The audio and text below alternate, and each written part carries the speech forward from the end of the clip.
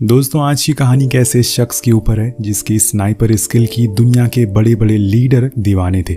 लेकिन एक दिन उसने कुछ ऐसा काम कर दिया जिसके बाद सभी के होश उड़ गए। पर आखिर उसने ऐसा किया क्या? कहानी शुरू होती है। जगह है सीरिया, जहां हम कुछ आतंकवादियों को देखते हैं जिन्होंने 7 अमेरिकन रिपोर्टर को बंदी बना लिया है और वो आज उन्हें मारने वाले हैं। लेकिन यह खबर अमेरिका को लग गई है और इसीलिए उन्होंने उसी जगह पर अपने कुछ होनहार स्नाइपर पहले से बैठा रखे हैं। अब वो ग्रुप सभी का वीडियो रिकॉर्ड करता है पहले, जिसके बाद वो एक बच्चे को बुलाते हैं और उन सभी को मारने के लिए। लेकिन तभी एक सोल्जर मिलर एमिंग करना शुरू कर देता है, पर बच्चे को देखकर वो रुक जाता है और बकेट को कहता है कि तुम शूट करो। लेकिन उसका निशाना भी चूक जाता है उस बच्चे की वजह से, क्योंकि वो किसी मासूम को मारना नहीं चाहता था। और इसी चक्कर में वो आतंकवादी चौकन्ना हो जाते हैं और एक रिपोर्टर को मार देते हैं। पर तब तक बेस से हेलीकॉप्टर को भेजा जाता है जो कुछ ही पलों में वहां पहुंच जाता है और अंधाधुंध गोलियां बरसाना शुरू कर देता है, जिससे एक एक करके सभी आतंकवादी मारे जाते हैं। पर एक आतंकवादी बच्चे को लेकर भागने लगता है कार से। लेकिन ये अमेरिकन के लिए एक बाएं हाथ का खेल था। वो अपना एक ड्रोन उसके पीछे लगा देते हैं और कुछ ही देर में वो उस कार को पूरी तरह से उड़ा देता है, जिससे ये पूरा मिशन सक्सेसफुल होता है। वो उन रिपोर्टर को भी बचा लेते हैं और आखिर में मिलर बकेट को आकर समझाता है कि अगर हमें ऑर्डर मिले हैं तो हमें गोली चलानी पड़ती है, चाहे सामने कोई भी हो। वो माफी मांगता है और कहता है कि आगे से ऐसा कुछ नहीं होगा। अब सीन शिफ्ट होकर पहुंचता है इस्तांबुल, जहां पर हम सारे स्नाइपर टीम के मेंबर को पार्टी करते हुए देखते हैं। लेकिन बकेट वहां से उठकर बाहर आ जाता है और लड़की से मिलता है। उस लड़की को बकेट के बारे में सब कुछ पता था, लेकिन कैसे ये तो उसे भी नहीं पता था। लेकिन वो लड़की उसे उसके पिछले मिशन के लिए कॉन्ग्रेचुलेट करती है। इसी दौरान हम दूसरी एक स्नाइपर को देखते हैं जो टर्की की सबसे ऊंची जगह पर जाकर अपना सेटअप करता है, और वो एम किसी और पे नहीं बल्कि बकेट पर ही लगा रहा था। मतलब वो उसे मारने के लिए तैयार बैठा है। लेकिन सही समय पर वहां ब्रिडल नाम का आदमी आता है जो स्नाइपर को मार देता है और इससे बकेट की जान जाते जाते बचती है। पर आखिर वो शख्स बकेट को क्यों मारना चाहता है, यही जानने के लिए ब्रिडविल फौरन उसी समय बकेट को कॉल करता है और उसे मिलने के लिए बुलाता है। वो उसे बताता है कि तुम्हें ऐसे खुले में नहीं घूमना चाहिए, क्योंकि मैंने अभी एक अनजान शख्स को मारा है, वो तुम पर एम करके बैठा था। अब ये बात उसे हैरान कर देती है। इसके बाद वो उसे पिछले मिशन के बारे में पूछता है कि वहाँ क्या हुआ था। वो बताता है कि उन आतंकवादियों के बीच में उसे एक बच्चा दिख गया, जिस वजह से उसने गोली नहीं चलाई। तो ब्रेडवेल उसे समझाता है कि हम लोग एक अच्छे इंसान हैं, लेकिन जब बात काम की आती है तो हमें सिर्फ ऑर्डर फॉलो करने हैं, चाहे सामने कोई भी हो, जैसे कि मिलर ने तुमसे कहा था। इसके बाद अब सभी एक बार फिर से असेंबल होते हैं, क्योंकि इन्हें जनरल ने बुलाया है इनको अगले मिशन पर भेजने के लिए, जहां पर हम उस लड़की को भी देखते हैं जिससे हमें कुछ देर पहले बकेट के साथ रेस्टोरेंट के बाहर देखा था। तो वो लड़की असल में दोस्तों मिशन की इंचार्ज होती है और इसके अंडर ही ये लोग काम करने वाले हैं। इनका अगला मिशन है एक ऑयल रिफाइनरी को आतंकवादियों के ग्रुप से कंट्रोल से छुड़वाना और उसके ओनर को रेस्क्यू करना। अब ये कैसे करेंगे ये आपको कुछ ही देर में पता चल जाएगा। पूरी टीम जॉर्जिया पहुंचती है, जहां पर उन्हें उसी ऑयल फैक्ट्री के इर्द गिर्द रहना है और उसका मालिक, जिसका नाम किलियन है, किसी भी हालत में उसे प्रोटेक्ट करना है। अब स्लैटर, जो कि इनका इंचार्ज है, सभी को प्लान समझाती है। वो और उसकी टीम बेस पर ही रहेंगे और ड्रोन से उन सभी के ऊपर नजर रखेंगे और तुम लोगों को किलियन को प्रोटेक्ट करना है। अगर हमने ऐसा नहीं किया तो वो आतंकवादी उस ऑयल फैक्ट्री के आसपास रहकर मासूम लोगों को मारते रहेंगे और फैक्ट्री को पूरी तरह से कंट्रोल कर लेंगे, जिससे कि वो और तबाही मचा सकते हैं। अब इसी बीच हम किलियन को देखते हैं जो अपनी सिक्योरिटी के साथ फैक्ट्री जा रहा था। लेकिन उसी दौरान बकेट की टीम को दूर एक फ्लैश लाइट दिखती है और उसी समय आकर एक गोली किलियन के आगे वाले गार्ड को लगती है, जिससे कि उनकी कार पलट जाती है और कोई लगातार इन पर स्नाइपर से गोलियां चला रहा था। सभी गार्ड फौरन बाहर आते हैं और किलियन को प्रोटेक्ट करने लगते हैं। पर गाजा, जो कि आतंकवादियों का हेड है, वो अपने स्नाइपर के साथ एक सेफ जगह पर बैठा हुआ था और वो अब लगातार शूट कर रहा था और उसे देखकर ऐसा लग रहा था कि जैसे उन सभी को बकेट का और उसके लोगों की लोकेशन के बारे में पहले से ही मालूम है। इसलिए वो अंधाधुंध गोलियां बरसाना शुरू करते हैं, जिसमें इनके एक साथी भी मारा जाता है। इतनी देर में बकेट बेस पर इस चीज की जानकारी दे देता है। वो फौरन उस जगह एक ड्रोन भेजते हैं जो उस जगह को पूरी तरह से तबाह कर देता है और तब जाकर गोलीबारी बंद होती है। कुछ समय के बाद सभी लोग उस जगह पर जाते हैं, लेकिन वहां कोई भी लाश नहीं थी, जिससे उन्हें लगता है कि शायद दुश्मन भाग गए हो। लेकिन उनका एक साथी इसमें मारा जाता है और वो किलियन को भी बचा लेते हैं, लेकिन उसकी हालत बहुत खराब हो गई थी। अब बेस पर आने पर बकेट कमांडर के ऊपर बहुत गुस्सा हो जाता है और उससे कहता है कि आपने हमें पूरी जानकारी नहीं दी थी। हमें बताया गया था कि वहाँ बहुत ही कम लोग होंगे, पर वहीं से कई गुना ज़्यादा लोग थे और उनके पास स्नाइपर और बहुत सारे हथियार भी थे। अब यहाँ तक वो ये भी बोल देता है कि मुझे पूरा यकीन है कि हमारे इस ग्रुप में कोई ना कोई उनसे मिला हुआ है और इसीलिए उन्हें हमारी पूरी जानकारी थी और इसी का फायदा उन लोगों ने उठा लिया। अब उसके इस बर्ताव की वजह से उसकी पोस्टिंग कहीं और कर दी जाती है, वो भी एक ऐसी जगह पर जहाँ किसी इंसान का सरवाइव कर पाना बहुत ही मुश्किल था। उस जगह का नाम था ग्रैंड कुसास माउंटेन और उसे वहाँ बिछ रही पाइपलाइन को मॉनिटर करना था ताकि कोई भी अनहोनी ना हो। वहीं उसे एक साजिद नाम का लोकल आदमी मिलता है जो उसे पहाड़ की ऊंचाई पर ले जाता है जहाँ एक लोकल बार था। वो वहाँ उसे समझाता है कि कुछ भी हो जाए यहाँ इंग्लिश मत बोलना क्योंकि यहाँ पे लोगों को अमेरिकन से सख्त नफरत है। लेकिन वो गलती से एक वर्ड बोल देता है जिसके बाद वहाँ भयंकर वाली फाइट हो जाती है जिसमें कई सारे लोग जख्मी हो जाते हैं। लेकिन दोस्तों बकेट एक ट्रेन आर्मी मैन था और वो उनका डटकर सामना करता है और सभी को पस्त कर देता है। इसी दौरान वहाँ पर एंट्री होती है मॉस्को की, जो कि उसे कहता है कि अच्छा तुम आ गए, मुझे तुम्हारा ही इंतजार था।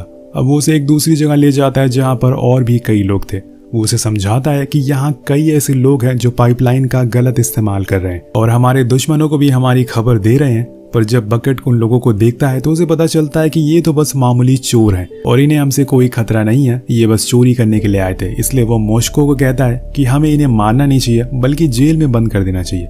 तो बकेट उन्हें बंकर के पास ले जाता है तो वहाँ उन्हें एक औरत मिलती है जिसके हाथ में बंदूक थी और जब वो बकेट के हाथ में बंदूक देखती है तो वो उसे मदद मांगने की कोशिश करती है, जो कि उसके चेहरे से साफ पता चल रहा था। लेकिन इतने में वहाँ एक आदमी आ जाता है जो बकेट के ऊपर फायर करने लगता है। लेकिन इतने में बकेट की टीम उन दोनों को मार देती है, साथ में उस लड़की को भी। लेकिन ये चीज़ बकेट को पसंद नहीं आती क्योंकि उसका एक वसूल है, वो अपनी ज़िंदगी में कभी भी औरतों और बच्चों को नहीं मारेगा और इन्हीं वजहों से वो आज शायद यहाँ पर मौजूद है। और तभी वहाँ पर मॉस्को आता है और उसे ऐसा परेशान देखकर इसकी वजह पूछता है। वो उसे यही बात बताता है कि यहाँ पर तो वो उसे वही बात बताता है कि वो बच्चों को मार नहीं सकता। तो यहाँ मॉस्को बताता है कि तुम्हारी तरह मेरा भी एक वसूल था, लेकिन एक दिन जब मैं भी कुछ इस तरह के मिशन पर था, मेरी जिम्मेदारी थी कि मैं अपने बेस पर नज़र रखूं क्योंकि मैं एक स्नाइपर था। उसी समय मैंने एक बच्चे को देखा जिसने अपनी जैकेट में कुछ छुपा रखा था। मुझे लगा शायद वो कुछ खाने का सामान हो सकता है, तभी वो इतना छुपा कर ला रहा है ताकि वो खाना खराब ना हो और इसीलिए मैंने उस पर शक नहीं किया। लेकिन यही मैंने सबसे बड़ी गलती कर दी और अपने 300 सैनिकों को खो दिया। उसने अपनी जैकेट में असल में बॉम्ब छुपाया हुआ था जो बेस तक ले गया और उसे फोड़ दिया। उसने यह खुद तो नहीं किया होगा, लेकिन अगर मैं उसको वहीं मार देता तो आज मेरे साथ ही जिंदा होते। अब ये बात तुम्हारे लिए एक सीख है क्योंकि तुम भी मेरी तरह ही हो, पर भूलना मत हमारे ऊपर लाखों लोगों की जिम्मेदारियां हैं और उसे हमें निभाना है।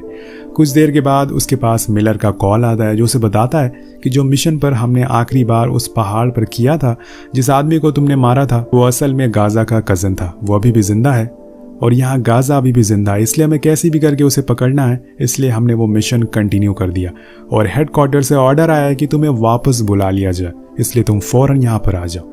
तो बकेट फौरन अपना सामान पैक करता है और निकल जाता है अपने साथियों की ओर, जहाँ उसे अपनी पुरानी टीम मिल जाती है जो उसे पूरा प्लान बताती है। जिसके बाद ये लोग उस जगह के आसपास चारों ओर असला बारूद फिट करना शुरू कर देते हैं ताकि अगर कोई भी यहाँ से भागना चाहे तो उन्हें मार सके।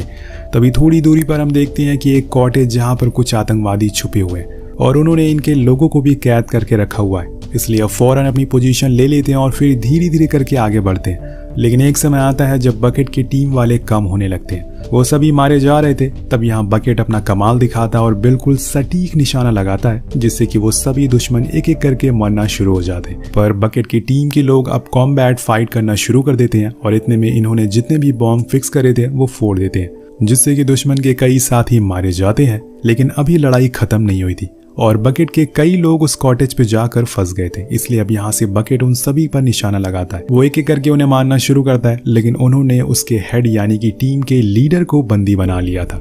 उसे अब वो बाहर लाकर उसे मारने ही वाले थे। वो एक्स उठाते हैं उसे मारने के लिए, लेकिन बकेट खुद के सामने ऐसा होते हुए देख नहीं सकता, इसलिए वो दूर से ही निशाना लगाता और जितने भी लोग खड़े थे उन सभी को हेडशॉट मारता है, जिससे कि लीडर की जान बच जाती है और वो उसे एक स्माइल पास करता है। कुछ देर बाद वो दोनों मिलते हैं तो लीडर उसकी बहुत तारीफ करता है। इस बात की खबर जब बेस में लगती है तो सभी बकेट से बहुत खुश होते हैं कि वो आखिरी तक टिका रहा और उसने बड़ी बहादुरी से इस मिशन को अंजाम दिया था, इसलिए आर्मी उसकी सजा को माफ कर देती है। जिसके बाद उसे अपनी पुरानी जगह जॉर्जिया बुला लिया जाता है, पर वहां जाकर वो कहता है मैं अब यहाँ पहले वाला काम नहीं करने वाला। मुझे ये बात अच्छे से पता है कि गाजा अभी भी जिंदा है और वो हम पर हमला नहीं करने वाला, क्योंकि ऐसा वो कभी चाहता ही नहीं था। और ना मैं उसे मानने वाला हूँ। मुझे बस वो इंसान चाहिए जिसने आर्मी के साथ गद्दारी करी, जिसने उन्हें हमारी लोकेशन बताई, जिससे हमारे बहुत सारे साथी मारे गए। इसलिए मैं गाजा के भाई की एशेस उसे देने जाऊंगा और उसके बदले में पूछूंगा कि उसे किसने हमारे बारे में बताया था। पर उसके साथ ही ऐसा करने से मना करते हैं और समझाते हैं कि अगर तुम वहां गए तो वो तुम्हें उसी समय मार देगा। पर बकेट को अब मौत से डर नहीं लगता, उसे एक कदम उठाना ही पड़ेगा, वरना उसे कभी इस बारे में पता नहीं चलेगा कि वो गद्दार कौन है। इसलिए वो एशेस लेकर निकल जाता है गाजा को ढूंढने के लिए। उसके साथ एक और साथी भी था जिसे उन आतंकवादियों की भाषा आती थी। इसलिए वो दोनों बड़े ही समय बाद आखिरकार उस जगह पर पहुंच जाते हैं जहां पर उन्हें गाजा का आदमी मिलता है। वो उन्हें एशेस दे देता है, पर वो उसे पूछता है कि तुम्हें स्नाइपर टीम की लोकेशन किसने दी थी। अब इस बात से वो बहुत गुस्सा हो जाता है और कहता है कि हमने किसी से मदद नहीं मांगी है, ना हम कभी किसी से मांगेंगे।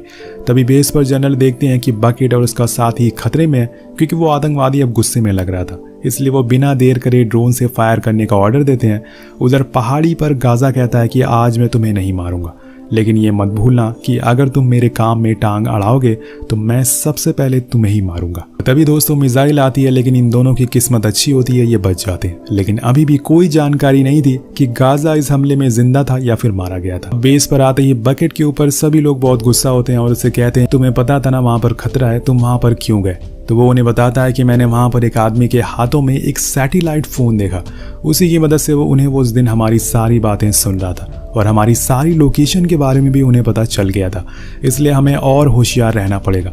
इतने में उनके पास जनरल का कॉल आता है। जब ये लोग उन्हें ये चीज़ बताते हैं तो उन्हें बिल्कुल यकीन ही नहीं होता कि उनकी टेक्नोलॉजी वो कैसे ब्रीच कर सकते हैं वो लोग।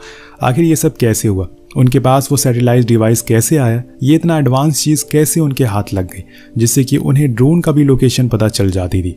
अब वो सभी को चौकन्ना रहने को कहते हैं, आगे जंग के लिए तैयार होने के लिए बोलते हैं, क्योंकि समय आ गया है जब उन्हें गाजा का मुंह तोड़ जवाब देना है। लेकिन जिस जगह पर वो इस समय रह रहे हैं वो चारों ओर पूरी तरह से फोर्स से घिरा हुआ है और उसके ये गार्ड्स खड़े हुए हैं, इसलिए उन्हें चालाकी से आगे बढ़ना पड़ेगा। सभी स्नाइपर अपनी अपनी जगह ले लेते हैं, पर यहाँ गाजा के स्नाइपर भी इनके ऊपर नजर टिकाए हुए थे। वो लोग देखते हैं कि पैदल सैनिकों की एक टुकड़ी उनकी ओर बढ़ रही है, इसलिए वो उनके एक सैनिक को मार गिराते हैं ताकि उनका ध्यान भटक सके। लेकिन इतने में आर्मी के स्नाइपर को उसकी लोकेशन के बारे में पता चल जाता है। वो गोली चलाए कि उससे पहले ही वो स्नाइपर भी गोली चला देता है, जो जाकर उसके कंधे पर लगती है और वो वहीं गिर जाता है। उसके साथ ही उसकी मदद करते हैं। अब यहाँ गाजा के लोग उन पर भारी पड़ रहे थे, तो वो मिनटों में ही उनकी लोकेशन को ट्रैक कर लेते हैं। उधर हेडक्वार्टर से ड्रोन उड़ाया जाता और उससे इन लोगों पर नजर रखी जाती है। तभी इसी दौरान जख्मी स्नाइपर के पास बकेट और उसका साथी आकर उससे कहते हैं कि अपनी वेस्ट उतार दो, जितने भी तुम्हारे पास डिवाइसेस हैं उन्हें फेंक दो, क्योंकि उसके अंदर जीपीएस लगा हुआ है और उसी से ही वो हमें ट्रैक कर रहे हैं, क्योंकि जीपीएस कॉम्प्रोमाइज हो गया है। सभी उसकी बात मानते हैं और सारे डिवाइस को फेंक देते हैं, जिसके बाद एक एक करके पैदल सैनिक उस जगह पर पहुंचते हैं जहां से आतंकवादी फायर कर रहे थे। लेकिन वहां पर उन्हें कोई भी नहीं मिलता। तभी वहां स्लैटर भी आ जाता। इसके कुछ ही देर बाद जनरल भी आ जाते हैं, जिसे बकेट बताता है कि यह असल में एक ट्रैप था, वो लोग कुछ बहुत ही बड़ा करने वाले हैं। तो जनरल कहते हैं कि अब वो कुछ भी करें, हमें बस उन्हें ख़त्म करना है। इसलिए वो अपनी और फोर्सेस को यहाँ पर बुला लेते हैं और पता लगाने को कहते हैं कि आखिर वो लोग करने क्या वाले हैं। अब सैटेलाइट की मदद से पता चलता है कि उन आतंकवादियों की कार की लोकेशन अब उनके हेडक्वार्टर की ओर बढ़ रही है, जो असल में किलियन की ऑयल फैक्ट्री है। अब वो उस पर किसी भी कीमत पर कंट्रोल करना चाहते हैं, लेकिन बकेट उन्हें ऐसा करने नहीं देगा। इन लोगों के पहुंचने से पहले ही लेकिन वहां पर आतंकवादी पहुंच जाते हैं और पूरे हेडक्वार्टर को बर्बाद करना शुरू कर देते हैं। जितने भी गार्ड थे वो उन्हें मार देते हैं और इसमें टीम के इंचार्ज और यहाँ पर जनरल भी मौजूद थे। यहाँ पर सभी लोगों की जान खतरे में आ चुकी थी, क्योंकि गाजा के लोग तेजी से आगे बढ़ रहे थे। लेकिन इतने में बकेट और मिलर दोनों उसी ऑयल फैक्ट्री पर पहुंच जाते हैं और कुछ ही दूरी से स्नाइपिंग करना शुरू कर देते हैं। लेकिन गाजा का एम बहुत ही सटीक होता है, वो एक एक करके इनके सभी लोगों को मार रहा था। तब मिलर एक आइडिया देता है, वो मिरर को फ्लैश करना शुरू कर देता है, जिससे कि वो थोड़ी देर के लिए ब्लाइंड हो जाए। लेकिन उन्हें पहले तो उस बंदे को मारना होगा जो पूरी सैटेलाइट सर्वेलेंस को कंट्रोल कर रहा था। लेकिन दोस्तों यहाँ पर गाजा का भी स्नाइपर शांत बैठने वाला नहीं था। वो भी बकेट की ओर एम करता है और उसके एक साथी को गोली मार देता है। अब बकेट इस बात से परेशान हो गया था, क्योंकि वो स्नाइपर उसे दिख नहीं रहा था। लेकिन तभी बकेट को उसकी गन की फ्लैश दिखती है और वो समझ जाता है कि वो कहाँ है। वो सीधा एक गोली मारता है जो उसके गले को चीर कर निकल जाती है और यहाँ पर वो दुश्मन का स्नाइपर मारा जाता है। अब उसके मरने के बाद बचे हुए सारे आतंकवादी वहां से भाग निकलते हैं और ये लोग अपने सीनियर और ऑयल रिफाइनरी दोनों को बचा लेते हैं।